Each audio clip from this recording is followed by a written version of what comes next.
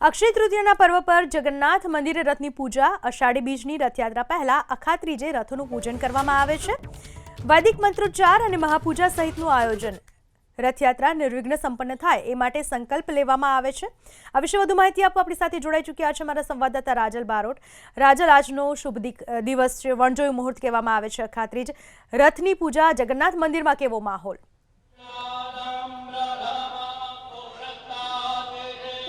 148મી આ રથયાત્રા અને આ રથયાત્રાના જે શ્રી ગણેશ છે તે અક્ષય તૃતીયાથી થતા હોય છે। આપ જોઈ રહ્યા છો કે અહીંયા આગળ ભગવાનના જે ત્રણે ત્રણ જે રથ છે તેની દર વર્ષની જેમ આ વર્ષે પણ પૂજન વિધિ કરવામાં આવે છે।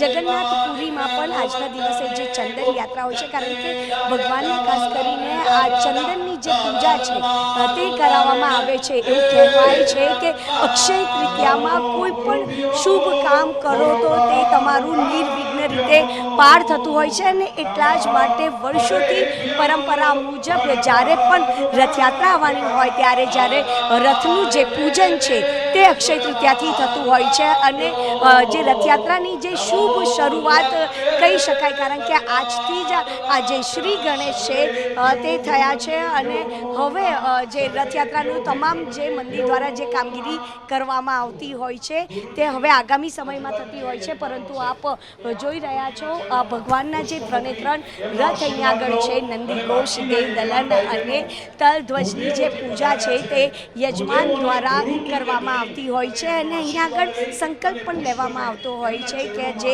148મી જે આ રથયાત્રા છે નિર્વિઘ્ન રીતે સુખ શાંતિથી સંપન્ન થાય તેવો જે સંકલ્પ છે તે પણ અહીંયા આગળ લેવામાં આવતો હોય છે।